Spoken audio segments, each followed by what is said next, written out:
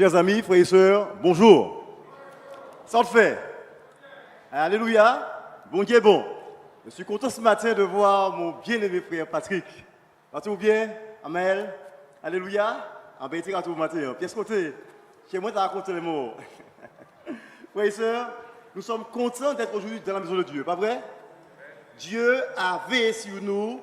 Il a été bon envers nous.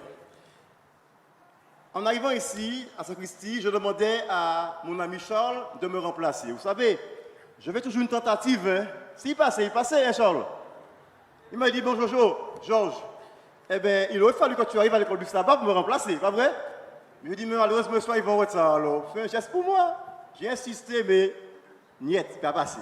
Et Nicolas, il a voulu que ce soit moi, je suis là pour ce matin, pour la gloire de Dieu. Amen. Je veux souhaiter une bienvenue à vous, pour ceux qui êtes là ce matin. Vous êtes déplacés, vous avez fait l'effort d'être là, alors que vous avez pu faire autre chose, mais vous avez pris la bonne décision. Amen. Je salue aussi ma famille à Sainte-Marie, ma mère, maman Fifi, pas qu'à manquer les pièces. Et toutes celles et ceux qui prient pour moi, mes amis, Noémie, Jordan, et tous nos bien-aimés qui sont à l'étranger et qui, à ce moment-là, profitent de partager avec nous la parole de Dieu. Amen. Aux frères et sœurs, nous sommes contents d'appartenir à un Dieu puissant. Amen. Puissant seulement, aidez-moi. Alléluia. Alléluia. Tout puissant est-il. Et quand nos chantres chantaient, alors j'étais dans cette joie. Je me sentais transporté et c'était merveilleux. On pourrait encore continuer toute la journée, n'est-ce pas, à louer le Seigneur. Frères et sœurs, Dieu nous aime. Et Dieu a un projet merveilleux pour nous. Amen. Seigneur, que veux-tu que je fasse? Prions. Père, encore une fois, ton serviteur est devant toi pour élever ton Saint-Nom. Tu connais sa force. Tu connais, Seigneur, sa faiblesse. Tu connais, Seigneur, comment il ne peut rien faire sans toi. Parce que c'est toi sa force. Puisses-tu prendre le relais, prendre, Seigneur, la direction et que tout se fasse pour ta gloire. Au nom de Jésus, Amen. Un texte biblique, frères et sœurs, riche en enseignements, fera l'objet de notre étude ce matin. Le livre de Juge 6, 12, 13 que Sichem nous a lu ce matin.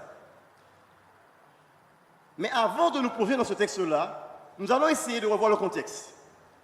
Comme vous connaissez, bien-aimés, l'histoire d'Israël. La Bible déclare, frères et sœurs, dans Juge 6, qu'Israël fit ce qui est bien à l'Éternel. Est-ce que c'est bien ça? Aidez-moi. Je vais tester moi sur les pieds matin. Et vous êtes là. Israël fit ce qui déplaît à l'Éternel. Et bon Dieu dit, ouais, bah, là, non. Faut un bagaille, faut des mages. Qu'est-ce que Dieu fit? Dieu livra Israël entre les mains de Madian pendant 2 jours seulement, 10 jours seulement, non. Pendant 7 années de misère. Et j'ai essayé de comprendre ce contexte-là qui, mes amis, est très très pénible. La Bible déclare, mes amis, que quand Israël plantait ses bananes jaunes, qui nous savons prenait 9 à 10 mois, n'est-ce pas, pour porter un régime durant son cycle, Madian il a venu, il a veillé, il a suivi ce cycle-là. Et le cycle arrivé, mes amis, il a pris un régime bon dans l'œil. Hein? Ben là, t'es chaud, ben là, c'est raide. Et c'était comme ça pour toutes les cultures. Concombre, selon leur cycle. Madian, chers amis, connaissait le cycle de la production plus qu'Israël lui-même.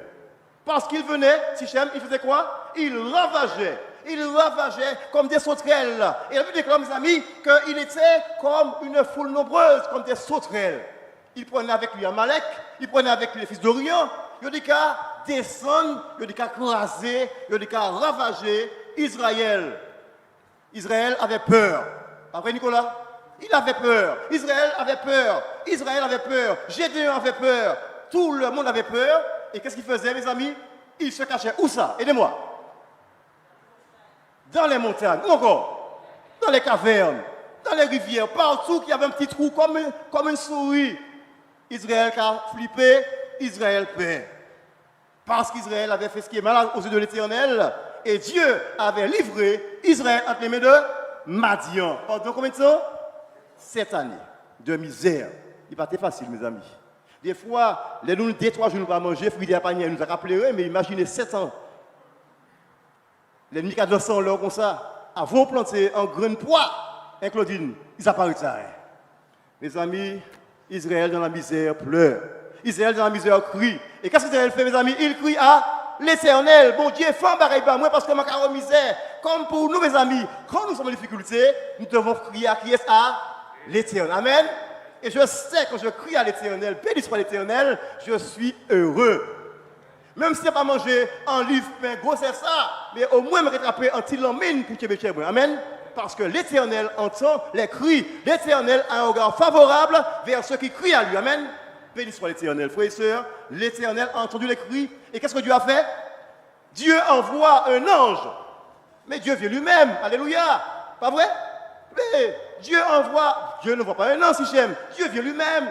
L'ange de l'Éternel, Jésus-Christ vient et s'adresse à qui? Aidez-moi. À Gédéon. Gédéon, vaillant. Mes amis, arrêtez. Ah, c'est pas la depuis moi. Ah non, arrêtez. Mais non, je suis parti. Vaillant héros qui sont vaillants. Ou qu'à serrer en souris dans la caverne. Ou qu'à flipper.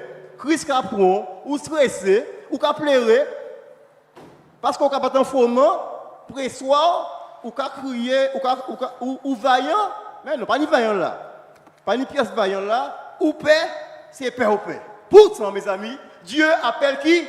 Gédéon. Il lui dit vaillant héros. Pourquoi Dieu appelle-t-il Gédéon vaillant héros? Dieu appelle Gédéon vaillant héros, alors qu'il n'y a rien de cela. Mes amis, en réalité, le gars a peur. Le gars a peur. Tous Israël, ils se cachent. Ils ont peur de qui? De Madian. Frères et sœurs, Dieu nous appelle des courageux. Dieu nous appelle des vaillants. Pourquoi Dieu peut-il m'appeler en boucle comme un tremblé? Je vous dis, ce n'est pas facile. Pendant que je suis assise là, je me dis, Solma, j'ai l'air qu'arrivé, Patrick, l'air qu'arrivé, Jojo, il faut d'ordre du bout. Attends, tu es en train de compter au bout, à dire, les chanter. Oui, mais il faut les chanter fini, puisqu'il faut d'ordre du bout, Charles. Il faut d'ordre du bout pour faire mission. Oui, mes amis, ce n'est pas facile. Vous tremblez. On me dit que Jojo, tu es habitué, vous n'êtes pas jamais habitué devant mon Dieu. Vous toujours à flipper. Mais enfin, là, qu'on l'est, il a qu'à aller. C'est comme ça, là. Oh, bien-aimé, pourquoi Dieu peut-il m'appeler courageux et vaillant? Mes amis, Gédéon fut pour Dieu un vaillant héros.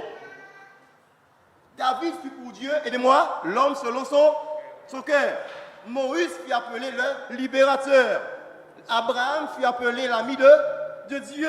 Frères et sœurs, on pourrait se demander avec un peu de recul, comment est-ce logique, est-ce normal, est-ce honnête de la part de Dieu de dire de telles paroles à propos de ces hommes? Dieu serait-il trompé? Mais papa, ou quoi commettre erreur? Ou pas qu'à ça on dire? Qui m'a dit on dire un bagaille pareil? Comment peux-tu parler sur ces hommes-là de telle manière? Ces hommes-là, pour beaucoup, n'ont pas toujours, mes amis, donné le bon exemple. Vrai ou faux? Mais oui, si on le passait leur vie à la loupe depuis David, depuis Abraham, depuis toutes parfait chemin sans faute. Et Nicolas, toutes bloquées en côté, toutes glissées, virées tomber, virées lever. Mes amis, tous n'ont pas toujours donné le bon exemple. Des erreurs multiples, des excuses à répétition, des péchés ont jonché leur vie. Mes amis, et pourtant, pour Dieu, des héros quand même. Amen. Pas zéro, hein? Héros quand même, avec H. Des hommes selon le cœur de Dieu quand même. Le libérateur quand même. Mais avec quel regard Dieu juge-t-il de tels hommes? Voyons le cas de Gédéon. Où se trouve Gédéon, mes amis? Quand l'ange de l'Éternel vient vers lui, où est-ce qu'il se trouve? Il est en train de battre du froment au pressoir. Il a peur. Aux frères et sœurs, il essaie de se sauver. Il fait de manière pour qu'au moins il y ait de la nourriture. Pas vrai? Quelque chose.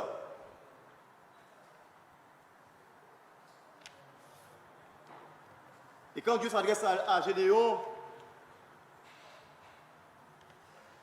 chers amis, il ne manque pas de fournir des excuses, légitimes ou pas, et cela pour ne pas y aller. Gédéon sait au moins une chose. Il sait que l'ennemi Madian est toujours là, et que Madian ne dort pas, et que Madian qui attend les bonnes gens dans bon pour y passer à manger. C'est celle que Gédéon en tête, Gédéon qui a pensé actuellement. Qui ça m'a mangé des matins parce que les boucles à passer, parce qu'il ne peut pas rien, et ça raide. Aux frères et sœurs, Gédéon a peur. Il a peur de Madian. Et pourtant, Dieu continue à appeler vaillant, l'Éternel est avec toi, vaillant héros, dans Juge 6, verset 12. Remarquez, mes amis, que l'ange de l'Éternel, Jésus-Christ lui-même, connaissant la situation de Gédéon, sa situation d'homme faible, il dit qu'il est le plus petit de sa famille. Pas vrai? Le dernier peut-être. Il dit aussi que dans tout Manassé, sa famille est la plus pauvre. Donc, qui ça? Pagnaïen, bougla pagnaïen, bougla saïen. Il est craintif. Chers amis, quand l'ange de l'Éternel arrive vers Gédéon, Dieu connaît sa situation. Dieu aurait pu le bombarder. Mais oui, c'est comme ça. Mais oui, mais qui ça m'a fait là? Mais oui, mais vous me cherchez l'autre bout. Une famille riche, des gens qui ont une stature, quelque chose. Non, Dieu ne bombarde pas Gédéon de paroles décourageantes et négatives. Dieu ne vient pas pour critiquer Gédéon du fait qu'il se cache, qu'ils aient peur. Dieu ne donne pas de jugement qui pourrait l'enfoncer et le briser, le peu de force qui lui reste. Mes amis, l'ange de l'Éternel nous donne là encore une leçon d'amour, une leçon de fraternité. Il me parle moi-même. Une leçon de fraternité, d'amitié envers ceux qui luttent avec eux-mêmes. Ceux qui se battent, frères et sœurs, dans leurs conditions de pécheurs. Ceux qui n'ont pas la force de lever la tête pour regarder à Jésus-Christ. Frères et sœurs, face à eux, quelle attitude dois-je avoir? Quel regard dois-je avoir envers toutes ces personnes-là? Quelles paroles dois-je avoir pour eux? Frères et sœurs, face au cas de Gédéon, que devrions-nous faire selon l'ange de l'Éternel? Quand nous relisons le texte de Juge 6, le verset 13, nous voyons, chers amis, que les choses sont plus prononcées, pour ainsi dire. Nous pouvons entrer plus en profondeur dans le texte. Nous rencontrons là un Gédéon qui a peur, c'est vrai, mais aussi un Gédéon, frères et sœurs, qui est rempli de doutes. Oui, il est rempli de doutes par rapport à la déclaration du Seigneur. Je vais essayer ce matin, frères et sœurs, de paraphraser en quelques mots cette discussion que Gédéon a eue avec Dieu. Gédéon qui pourrait dire, mais tu parles, Seigneur, mais arrêtez, mais tu pourrais me faire rire, tu m'amuses. Qu'est-ce que tu racontes, mon cher Dieu? Tu te permets de t'adresser à moi en m'appelant vaillant héros, mais tu vois ma situation, mais il ne faut pas rêver quand même. En bouc serré, en bouc capé, ils sont vaillants, mais tu n'as pas de licence. Pourquoi, Seigneur, tu m'appelles ainsi? Et pourquoi cela nous arrive-t-il aujourd'hui? Mais Seigneur, tu es aveugle peut-être. Tu ne vois pas mon problème. Tu n'écoutes pas mes prières. Mais Seigneur, tu ne fais rien pour moi. Tu ne fais rien pour moi. Tu ne fais rien pour me donner du travail. Pour m'aider à payer mes factures peut-être. Ou quand dis-moi un bagage, mais pas qu'à bagaille là, mais mon Dieu, vaillant, m'a dit qu'à danser les mains. Facture qui arrive quand même.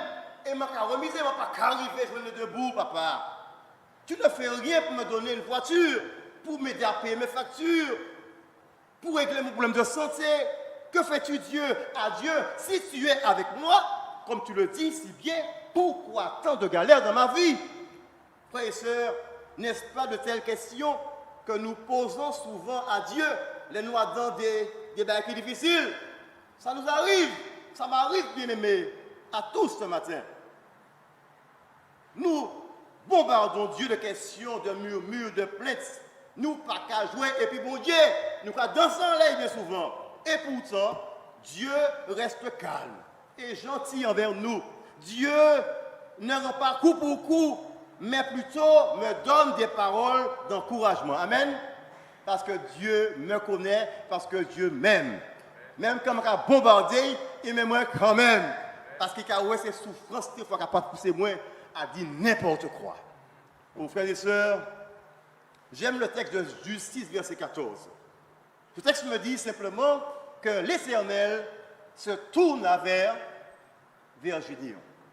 Et là, je me dis, mais Seigneur, pour bagailler mon radio, c'est ça, l'autre, il détourne quoi, plutôt.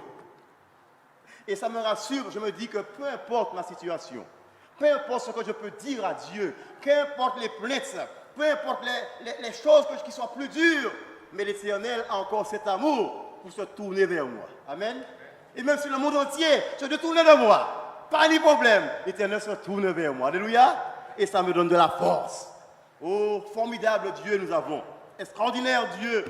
Quelle leçon pour nous aujourd'hui encore ce matin, mes amis. Nous sommes tous appelés à regarder l'autre avec les yeux de Jésus. Amen. Oui, les yeux de la foi qui voient l'autre avec une transformation en devenir et non un état de péché qui ferait qu'il ne changerait jamais, qu'il n'aurait aucune opportunité de changement, de transformation du cœur par Dieu. Vous savez, mes frères, si Dieu devait me regarder, même sans lunettes, même sans loupe, si Dieu devait me regarder, nous regarder tels que nous sommes, maintenant, jamais, au grand jamais, il n'aurait appelé aucun de nous à son service. Vrai ou faux? Pas rien qui est bon. Tellement nos cœurs sont durs, souvent froids et mauvais. Et je parle d'abord pour moi. Personne ne serait appelé au salut. Mais la Bible déclare, mes amis, et ce matin on l'a lu, on l'a dit, car Dieu a tant aimé le monde, alléluia, qu'il a donné son Fils unique. Frères et sœurs, l'histoire de Gédéon dégage pour nous encore une leçon plus belle. Quand nous lisons dans Juge 6, versets 25 à 27, nous voyons ce que Dieu demande à Gédéon. Et on a l'impression, mes amis, dans Juge 6, versets 25 à 27, que Dieu est en train d'exagérer. Dieu exagère un peu. Pourquoi, frères et sœurs?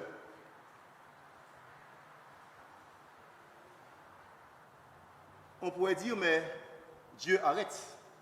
Arrête ça un peu, quand même, Dieu.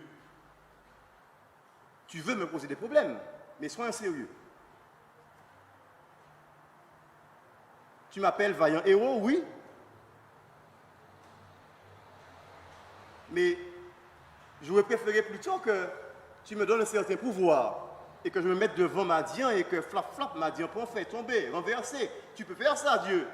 Mais oui, tu as tout pouvoir. Comme pour David devant Goliath.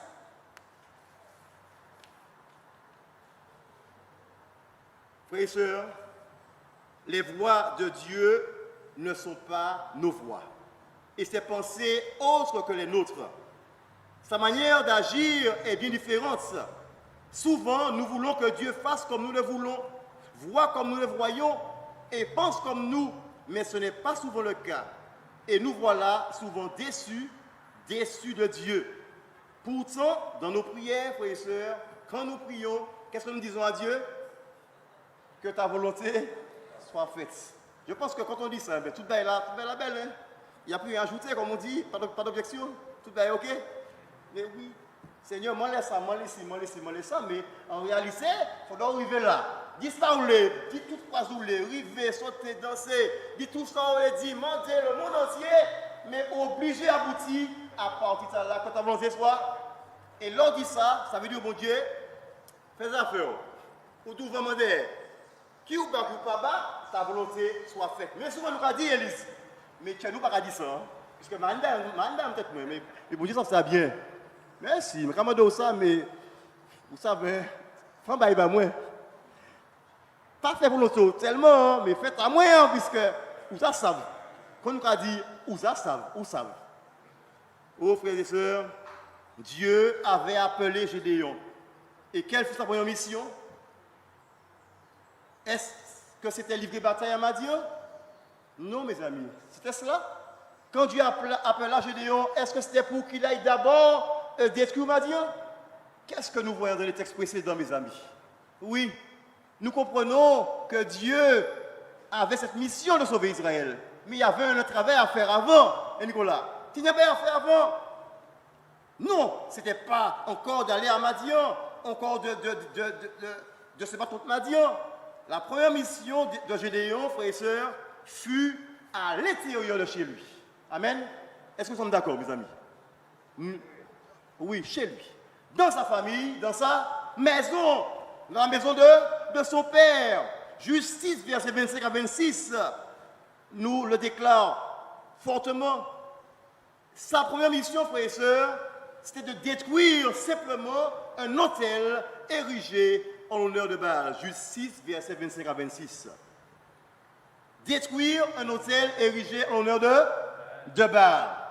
Là encore, frères et sœurs, il y a une grande leçon pour nous. Quand Dieu nous appelle, il ne nous demande pas de faire face à une armée composée de centaines d'hommes.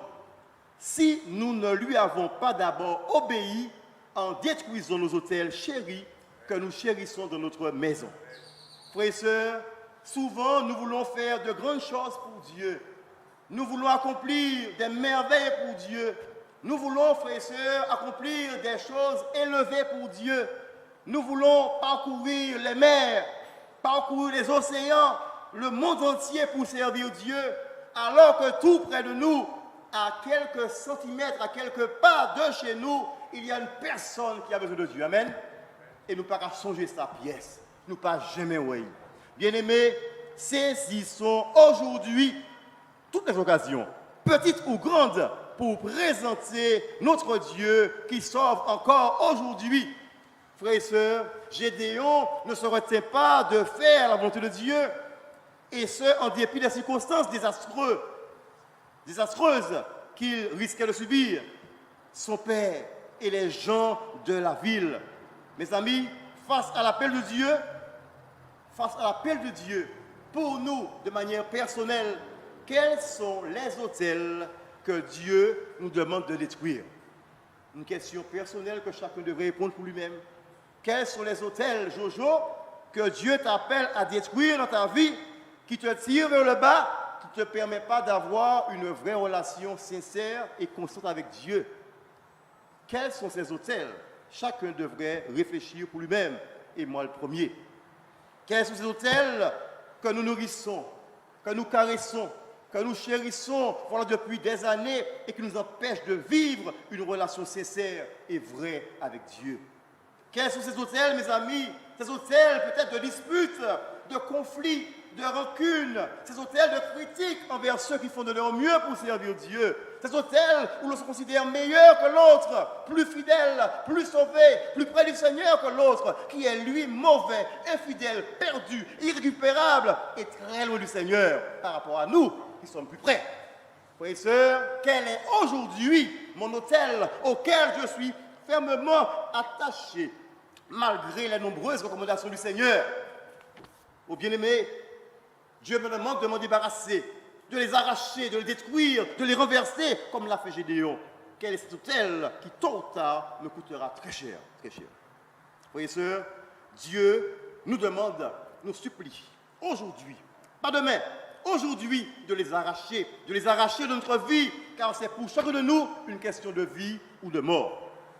La première mission de Gédéon, frères et sœurs, ne fut pas de partir tout de suite en guerre contre Madian, qui tenait Israël esclave, mais tout d'abord de détruire l'autel de Baal, qui était un piège pour tout Israël, mais aussi pour lui. Il fallait détruire cet autel qui était un frein à l'action de Dieu pour le bonheur et la délivrance d'Israël. Frères et sœurs, Dieu avait dit à Gédéon, ces quelques mots, dans Justice, verset 25, « Renverse l'autel de Baal qui est à ton père et abat le pieu sacré qui est dessus. » Dieu avait dit aussi à Gédéon de prendre le jeune taureau de ton père. D'accord? et de faire autre chose. Mais nous voyons, mes amis, que Dieu demande à Gédéon de faire des choses bien avant. Et Gédéon obéit à la voix de Dieu. Ensuite, ce n'était pas fini, car suivit un deuxième ordre. Au verset 26, tu bâtiras ensuite et tu disposeras sur le haut de ce rocher un autel à l'Éternel. Amen.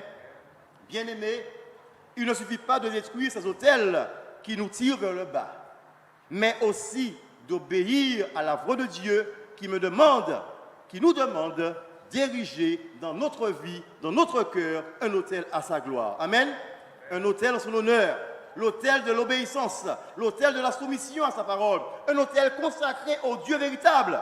Frères et sœurs, il est capital, primordial, oui, aujourd'hui, de débarrasser nos vies, nos cœurs de toutes les choses mauvaises qui nous savons qui ne nous aident pas dans notre relation avec Dieu. Amen. Souvent, nous avons fait cachil, nous avons réfléchi, nous avons pesé, mais il n'y a pas de cadeau en créole, 25 cachil pas qu'à payer en sous-dette. Demain, je n'ai pas dit que ce terme-là est fort parce que je suis sur la chair, je ne vais pas dire ça. Demain, ça va commencer par C et puis ça finit par ON. On a compris. Mes amis, pour dire que demain, c'est un bagage qui n'a pas de sens. En quelque part, c'est aujourd'hui que nous devons réagir pour notre vie et pour notre salut. Amen. Et c'est important. Il est capital, frères et sœurs, de faire cela. Ces nombreuses choses, mes amis, qui nous retiennent captifs, esclaves, et de se décider enfin de donner toute la place à Dieu, au seul Dieu véritable. Mes amis, l'ennemi s'est engagé à poursuivre notre âme avec un seul but. Et quel but? Vous connaissez le but? De me faire gagner? De me faire perdre. Oui, il est comme un rugissant, bien-aimé. Il avance tout doucement vers sa proie, sans faire de bruit, sans nous effrayer et pour nous dévorer. Frères et sœurs, soyons tous sur nos gardes. Ne baissons pas la garde. Comme la sentinelle, on doit faire quoi? On doit dormir, c'est ça? On doit veiller sans cesse et prier. Aujourd'hui encore, je suis dans la joie de le dire qu'il y a encore de l'espoir. Amen. De l'espoir pour chacun de nous. De l'espoir pour tous. Qui que nous soyons, frères et sœurs, peu importe notre nom, peu importe notre couleur de peau, peu importe notre histoire, peu importe ce que nous avons fait et ce que nous faisons encore aujourd'hui qui déplaît à Dieu, n'oublions jamais encore aujourd'hui, il y a de l'espoir en Jésus-Christ, notre Sauveur. Amen. Notre bienfaiteur, notre Dieu d'amour qui nous aime de tout son cœur et nous appelle à venir à lui tel que nous sommes. Amen. Soyons rassurés, frères et sœurs. Soyons rassurés qu'il ne nous fera pas de reproches. Souvent, les gens qui invitent en côté, et quand ils savent qu'on fait tel bagaille, ou qu'on sentit il y a un certain gêne, pas vrai? Ou qu'on sentit que vous n'avez pas les côtés. Il est gardé par les garder parce qu'il y a un bagage à gêner. Vous n'avez pas songé tout ça qu'on te fait, même tout ça qu'on fait, même tout ça qu'on n'a pas fait, Nicolas. Ou qu'on sentit qu'on gêne. Eh bien, nous avons la joie, mes amis, de ne pas avoir un Dieu comme ça. Amen. Son sourire, c'est un sourire vrai. Alléluia. Son amour, c'est un amour véritable. Et quand il nous tient franchement. Alléluia. Amen. Et comme le fils prodigue, il a gardé au loin, et avant de paraître, il a couru. Alléluia. Et là, on les dit qu'on ne savait papa, où savent qu'elle nous paie là. Je me paie là. Ça qui passe, c'est passé. Nicolas, c'est un bas pied, moi. Actuellement, où là, et ça qu'importe. Et Claudine, oui. C'est ça qui est important et c'est mon Dieu qui est comme ça. Et quand j'ai un Dieu comme ça, je n'ai pas peur. Amen. Et peu importe ma situation aujourd'hui, je sais que quand je viendrai à lui, il va me tenir dans ses bras. Il va me dire, Jojo, je t'aime. Amen. Aux frères et sœurs, ainsi notre Dieu nous aime. Il nous montre qu'il nous aime. Il nous met à l'aise. Alléluia. Oui, assise là, mettez-vous là, faites ça fort. Mais oui, mon caillou, Patrick. Ah! Aux frères et sœurs, c'est lui qui va être moi, hein, m'a dit. Comme j'aime mon frère. Il le sait, Patrick. Oui, béni soit l'Éternel. Dieu nous montre que nous sommes bien à la maison. Amen. Béni soit l'Éternel. Il nous dit, Nicolas, que nous sommes les bienvenus à la maison. Et que notre place est là. Gloire à Dieu, frères et sœurs. Encore aujourd'hui, Notre Dieu d'amour qui ne nous voit pas tel que nous sommes, mais nous voit tel que nous serons en Christ, nous appelle vaillants héros. Il me demande une chose capitale à mon bonheur, à ma paix, une seule chose, obéissance, ça qui raide. Peut-être que je raide, je ne vais pas écouter, je vais la prier. Mais oui, je vais faire le bagage, mais je ne vais pas écouter. Non, pas ça écouter. Nous, pas ça écouter. Dieu me demande une chose, nous soumettre à sa parole. Il nous recommande à l'instant de Gédéon de renverser, de détruire courageusement tous les autels de ma vie, de mon cœur, et ensuite de lui ériger un autel pour sa gloire.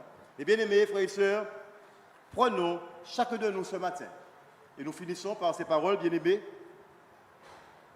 prenons la décision ce matin, pas demain, mais aujourd'hui, une décision ferme, de nous offrir nos corps comme sacrifice saint, agréable à Dieu, ce qui sera de notre part un culte raisonnable. Amen. Je voudrais ce matin, frères et sœurs, prier avec vous. Est-ce que vous le voulez? Si vous le voulez, mettez-vous debout.